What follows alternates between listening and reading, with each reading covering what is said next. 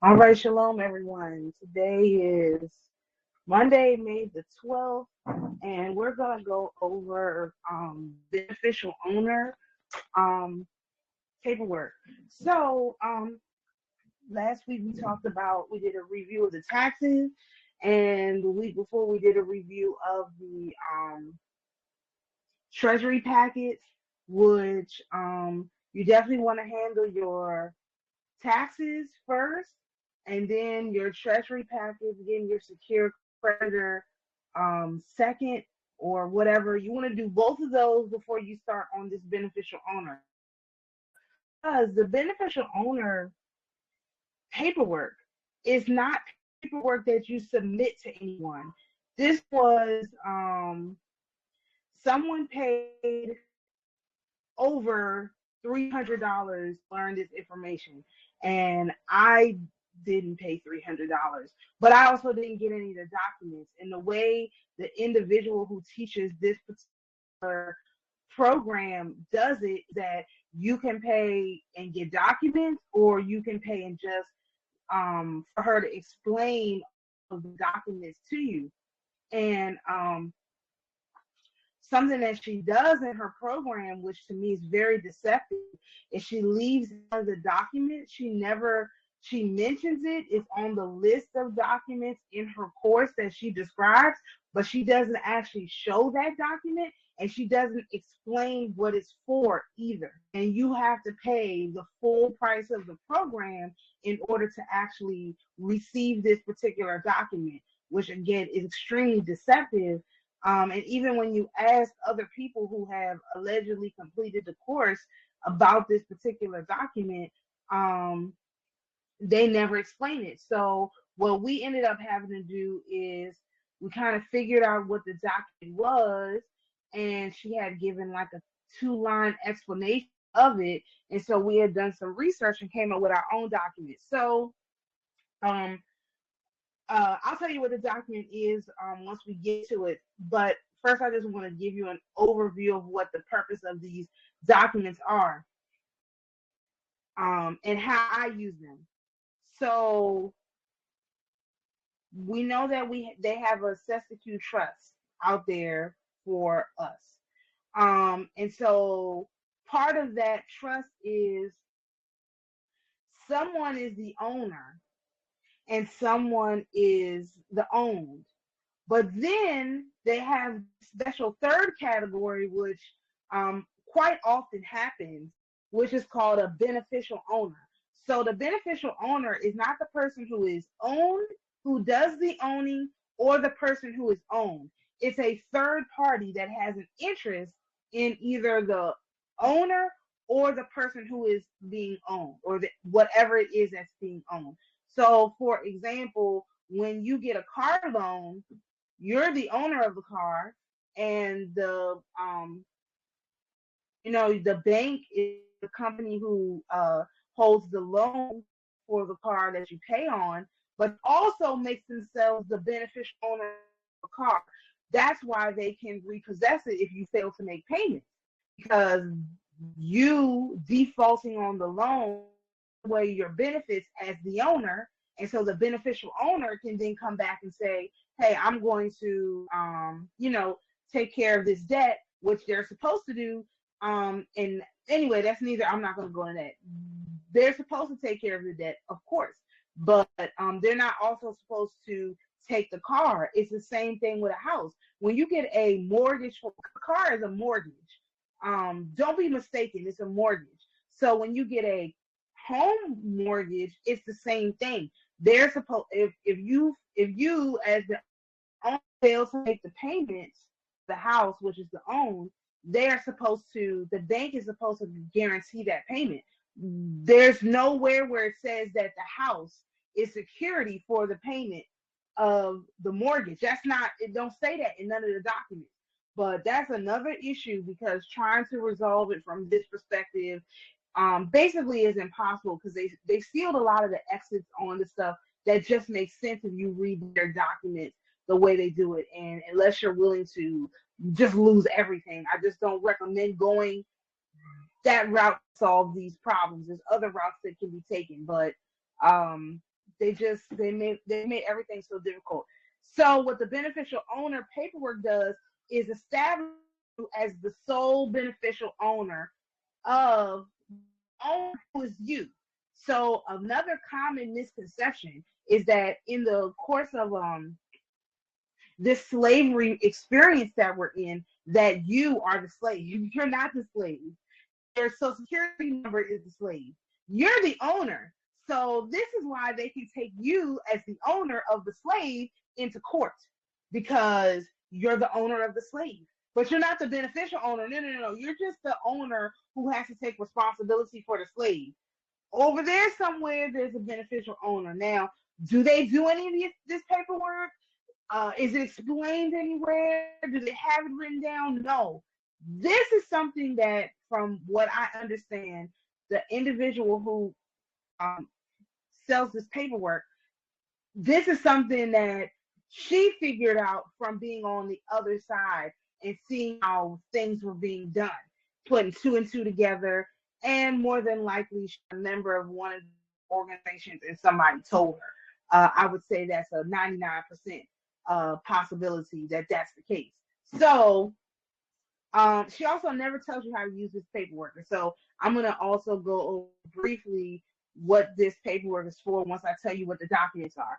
So the documents, it's only a few documents. It's 1, 2, 3, 4, 5. It's documents all together in the beneficial owner. However, these documents are much harder than the Treasury packet documents, because a couple things about these documents. These documents all require photo identification to identify who you are. So you have to get copies, of your passport photo to include actually on these documents. It's more like completing a passport application than it is like filling out some documents. Your ID goes on these documents. Not only you have to have the pictures of your witnesses, physical pictures of your witnesses who signed the documents for you. You do get these documents notarized as well, but you put the pictures and all that stuff on after you get the documents notarized. You don't have to put them on at the time of notarization, but these documents all have to be notarized. So the first document is the affidavit of identity. And let me just open it up. I got all the documents right here. Affidavit of true identity. All right, so let's take a look at this document. It is about, okay, this one's only 5 pages. And it's very similar to the one of the affidavits that was in the original Treasury packet. Is similar, but it's not quite the same, because this particular document, it identifies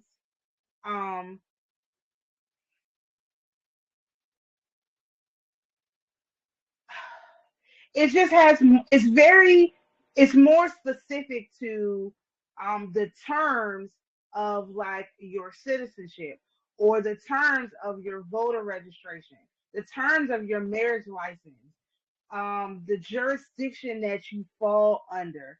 um it also has some useful definitions in it.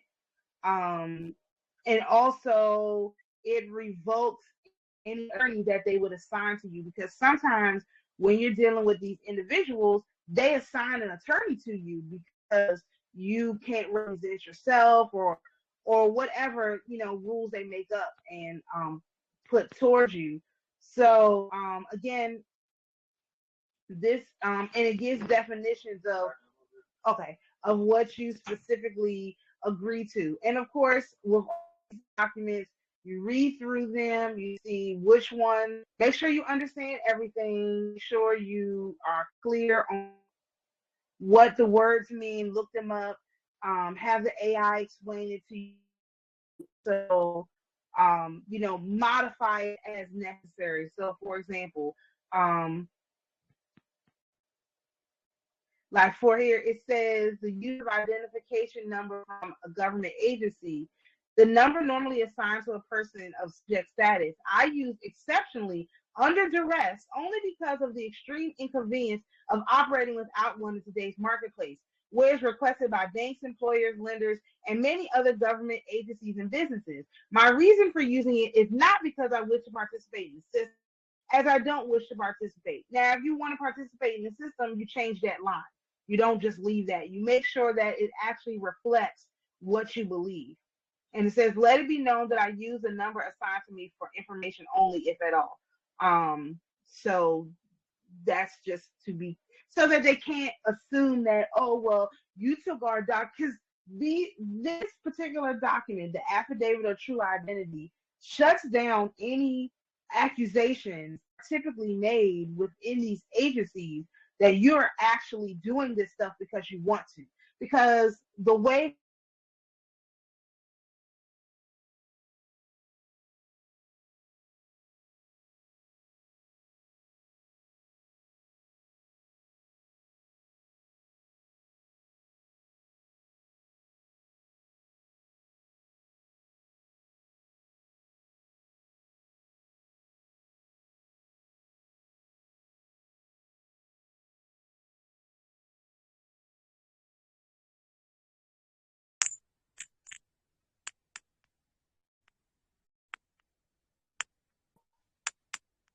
I'm Sophia. sorry.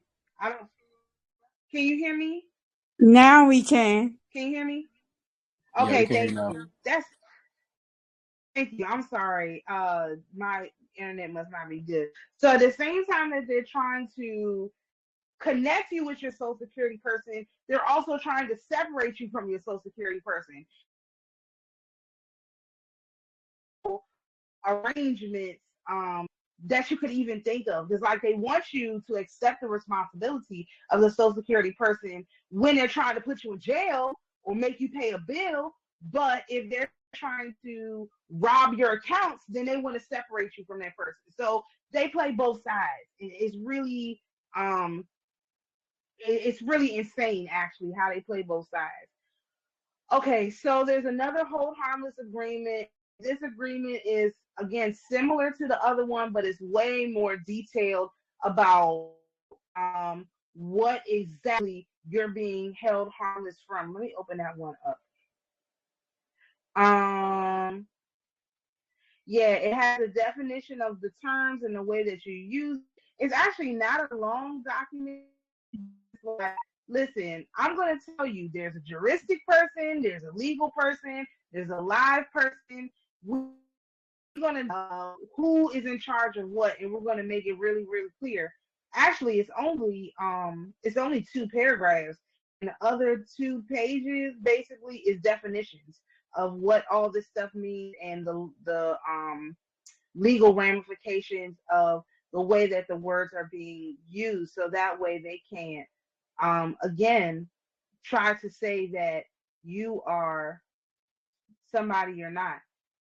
um, and it also denotes that the slave is the debtor and that the creditor is you, the living person, because that's another thing they try to mix all the way up. That's why you do the secure creditor first, so that that's the first step in separating you, the living person, from your social security person in a way that we know they at least recognize, like they understand when they get that paperwork what's going on. Um, so that's the one more. Let's see. The security agreement. Okay, let me talk this one. This is a little bit, here we go. This one is a little bit more detailed. It's like 4 pages. But the difference between the security agreement, this security agreement, and the security agreement that you do with the treasury packet is this security agreement separates you, the person, the dead baby who was born in the hospital, from the creditor. Um and the way that it does this is that it denotes that your quote unquote legal name in all caps was born in the hospital. See, because this document deals with that whole concept of if you were born in a hospital and you don't go back to the hospital before 7, then they consider you lost at sea. So this gets into the maritime stuff, Admiralty, which we'll go over that one week too, because I've done all of those documents as well. But this particular document is clearing up that problem and saying, no, that individual was not lost at sea. That individual is not dead. You assigned a number to it. So therefore it is a slave and I own that slave. Like you're not, I don't own that number. So this security agreement is between you, the dead baby that they record as dead at the hospital, and the creditor. So it's reuniting that entity with its proper owner, so that it's in alignment. Again, like I said, on one hand, they try to separate everybody out, so everybody is totally different. And on the other hand, they try to, when they want to get into your accounts, they try to say, no, you can't have authorization over these accounts. This is what you use to clear that up. Yeah, this is what you use to clear that up. So I think I talked about all the other ones. So the document that you wouldn't give, which is a very important document, is called the Act of Independent Administration. And this document is really interesting because it establishes that you are the appointed administrator for the entity they assign a number. So as it stands, they, especially if you get like social benefits, even if you don't get benefits, doesn't even matter. If you live in this country, they take on the responsibility of administrating your account. They assign a job to themselves with no authority. Like they didn't get permission. They don't tell you the social contract. This is kind of part of this tied in with that whole social contract, FDR, and the I can't remember what the thing is called, but this is what's tied in with that. They gave themselves the responsibility for administering your accounts.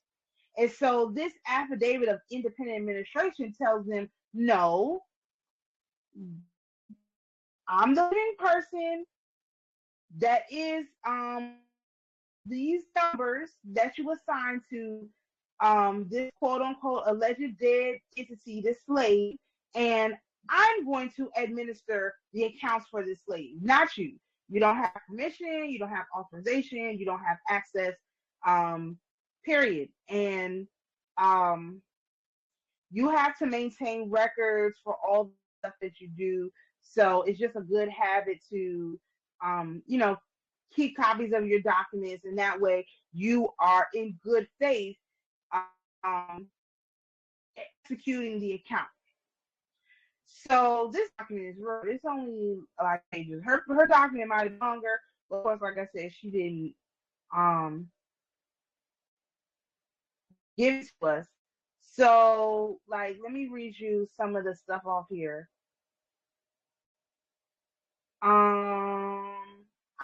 Appointed and qualified administrator or executor, executrix of the estate of the above named entity. The estate in question is eligible for independent administration. There are no known legal disputes or claims against the estate that will require supervised administration. So if you ever take a look at the Bankruptcy Act, if you have outstanding like legal issues, then you can't really administer the account. I mean, you can, but it's just a problem. You wouldn't be able to say there are none. You would have to say something else. You don't want to fabricate anything on these documents. Even though, like I said, they don't go to anybody. This is not a packet of documents that you do to give to them. That's the most annoying part about these documents, and why I just try to avoid them until you get the other stuff done, because you don't actually pack these up when you're done and send them to somebody. You have to publicly post them, and some of the stuff you have to do something with, but it's not like what you would like to see when doing documents that require this much work. Another line is, I acknowledge that as the administrator or executrix, I shall be indemnified and held harmless from any losses or damages incurred in carrying out my duties, except in cases of gross negligence or willful misconduct. So you do have to operate with clean hands. You can't do stuff that is wrong, which makes a lot of these people who teach this stuff completely out of line with this, because they know for a fact they're teaching stuff and not telling you how to use it. That's egregious to me. But who's going to contest them? Nobody. So this is this is for document. This one does get notarized too. So when you get ready to like work on these and get them notarized, you can all go to the bank, because these are not for court. These are not legally binding documents. It shouldn't be an issue for them to notarize them. And if it is, we do have a tribal notary where we can do stuff like that, especially if we have your records on file, then we can handle that. And then this last document, the one that I'm reading from, is called the Affidavit of Recording.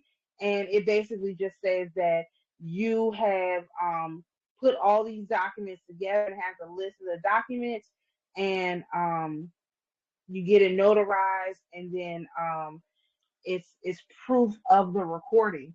And the way that we handled the recording issue was via a personal website. So we can set up a personal website for you when these documents are done, because it's not really that hard, and you would have to pay, like whatever it costs to maintain it, or I might have a separate pages on the website I already have. I don't know, because website is still being worked on. It's not quite ready yet. So we'll see how difficult it is to do it either way, which I'm pretty well versed in both. And then when you do record these documents, which we can record them with the tribe, or you can try to get them recorded at the county level, which is impossible. We've tried this, a variety. They don't want to deal with these documents, but we can deal with them as a tribe. That's something that I've been working on really, really diligently to make sure that we had capabilities of doing that. So these are the beneficial owner documents. You guys haven't seen these. They're not in any of the folders yet. I just wanted to give you a preview of one of the next steps. Now, what do you do with these documents? These documents go in your trust indenture. So we haven't really gotten into the trust and all of that yet, but this is one step closer to that. Like, once you have these documents done, then the next step will be to work on the actual the trust indenture documents.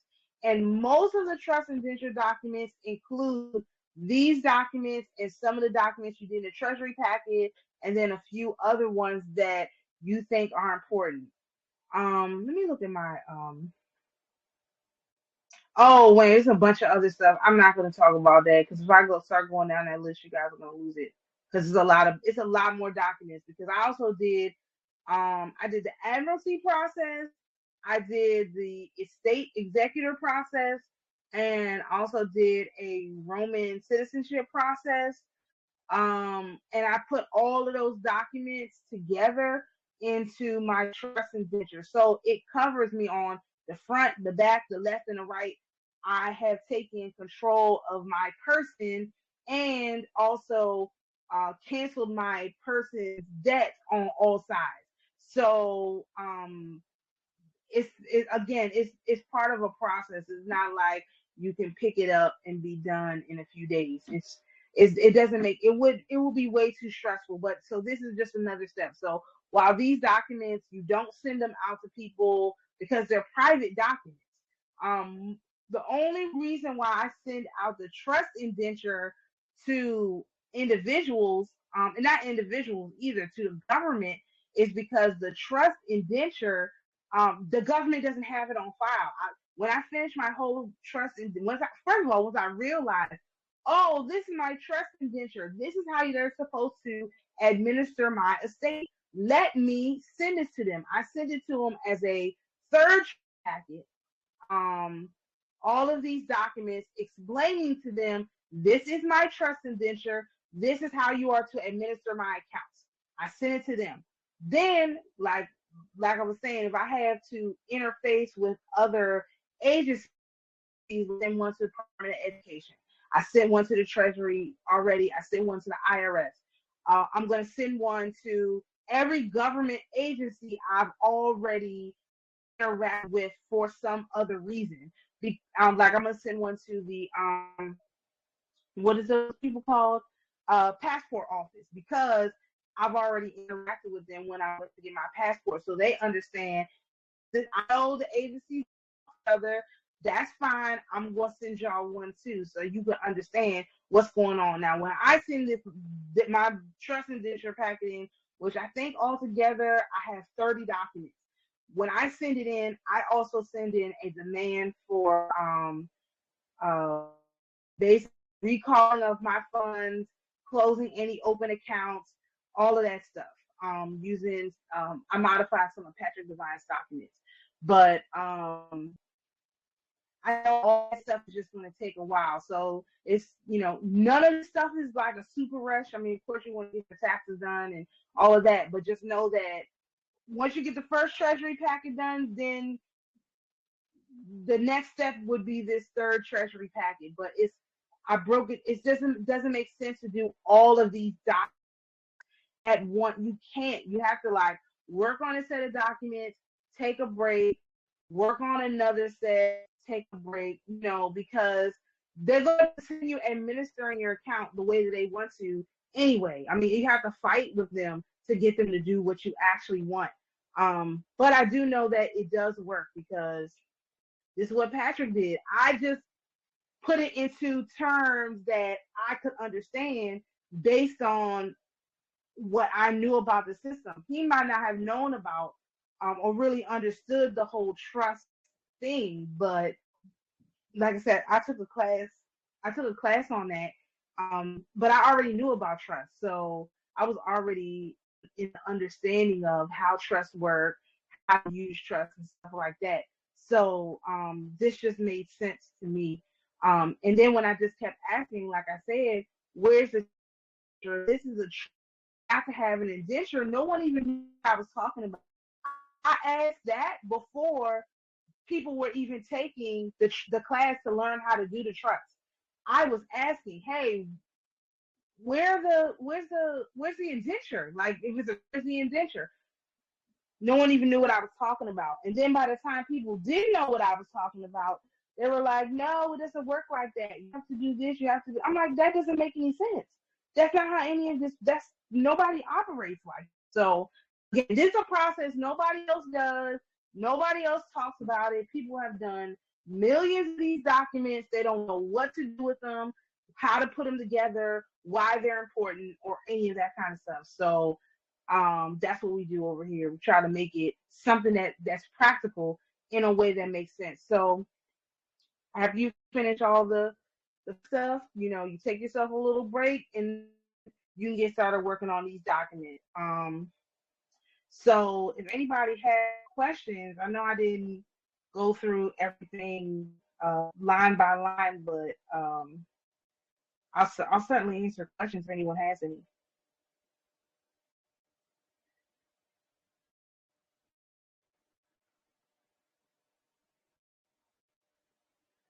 Not next week. Let's see the next set of documents. You know what? I'll talk about Admiralty. I'll talk about the Admiralty process next week. And so basically, the Admiralty process, just as a preview of those documents, it's let me see, 1, 2, 3, 4, 5, 6, 7, 8, 9, 10, 11. It's about 11 documents. And so because this is a whole nother. I'm gonna try to be brief.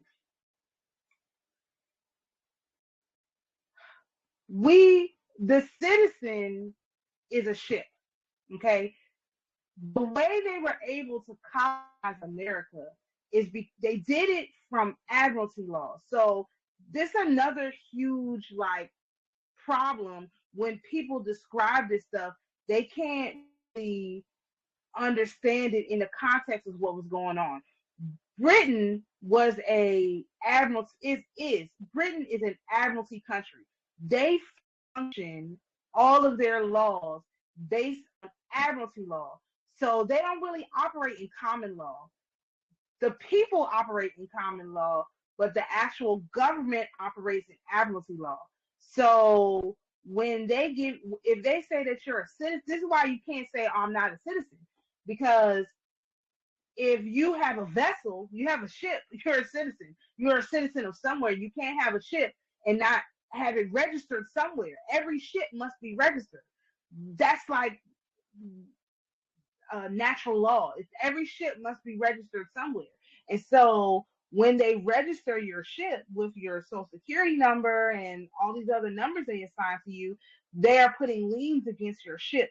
And so the admiralty process basically clears up any of these liens, any of these whatever documents they put out against you, and give ship owners rights. And so there's that's a very wide net, but it in when you're dealing with admiralty and you're dealing with whaling in admiralty, which is basically you, the physical person that they're trying to, like I said before, like bring you, the physical person, they use that to try to attach you, the physical person, to your slave, by basically calling you, the physical person, a whale. So they tax you as a slave, but then they also tax you as a whale too. It's I've never seen like the more of language I read on this stuff, the more insane it sounds. Like the amount of work that they had to put in to get the native people who are on this land under control is pretty insane. Like there's no way you could, as a tribal person who don't operate on these thousands of different categories of law that they came up with, could get yourself out of this. You would only get yourself into a bigger problem if you didn't have a command over all the different little segments. So and it is based in the Bible, so they use biblical theory to um, make it work, but it's not the way that a regular person would read the Bible. Like they took out bits and pieces and attached it to their rules to make it work, to give them the result that they want. So in the admiralty process, once you um, uh, basically you say that you're of age, which means you're over the age of 25. You've had your experience as the vessel master and all this stuff. Why? Because you've been living your life. You've gone through the process of being a live human person, and you have experience as a result of living your life.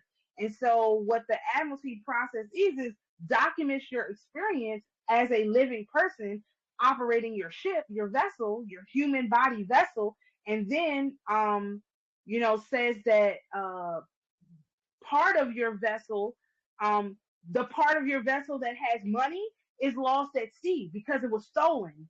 Was stolen and it was lost at sea. Where sea? The government, the whoever is lost. You don't know where it is. They say that we have a trust. Where is it? To me, that is lost at sea. And so there's rules when a vessel comes onto docks at a specific place, and they don't have any funds. The location where that vessel is registered is responsible for ensuring that the vessel master has enough money to operate. And so this is again do any of these individuals, companies pay any attention to this? Or you try to send this stuff out? No. The point is you understand it. It's like building a case. So again, if they try to come at you and say, okay, well, we're going to do this, we're going to do that, you can, as an advocate, because once you're in admiralty, you're a judge. All people in admiralty are judges.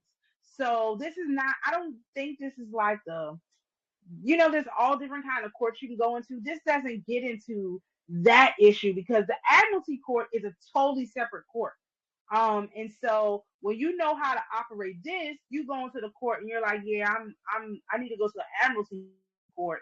And there's ways that you say, but again, I don't even get involved in all of that because we don't even want to be fighting with these people. It's like it's the last resort. Like if they're getting ready to try to drag you off to jail, then you might do this. But we try to get solve problems way before it gets to that point because you just don't want to be they use the language in a way that's so deceptive. You cannot be successful in arguing language with people who are creating new definitions for words all the time and never use the words in the proper context because they don't.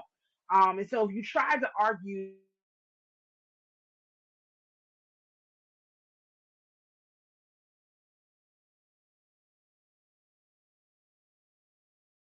Hello,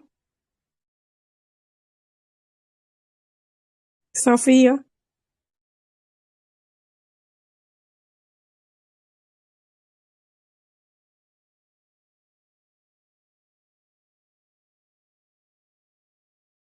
So, Sophia.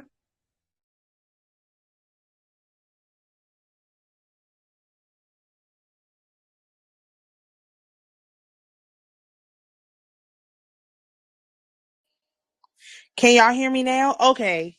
I have no idea why it keeps kicking me out. Y'all can hear me, right? Can y'all hear me? Yes, I can hear you. Okay, all right. I'm sorry. I don't know why it keeps kicking me out. This is weird. So I'll take that as my cue to stop talking. So we'll go into a general overview of Admiralty next week. All of these things have to be delineated out like by a lot.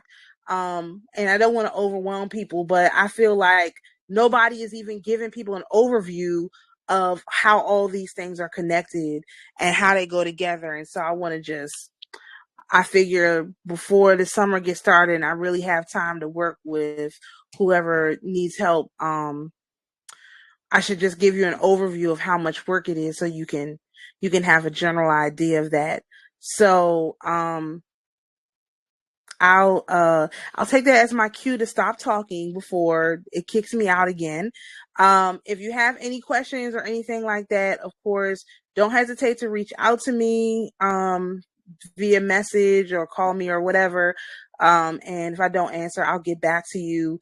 And if you have questions, of course, get your questions together and I'll ask for questions again next week. But I know there's a lot of stuff going on with the end of the year and all of that. So hopefully these overviews are helping you to start to see the bigger picture because it's not really too many people doing the big picture on any of this stuff. So you guys have a great week and I'll see y'all next week around 8:30. Thank you. All right, you're welcome. All right, you guys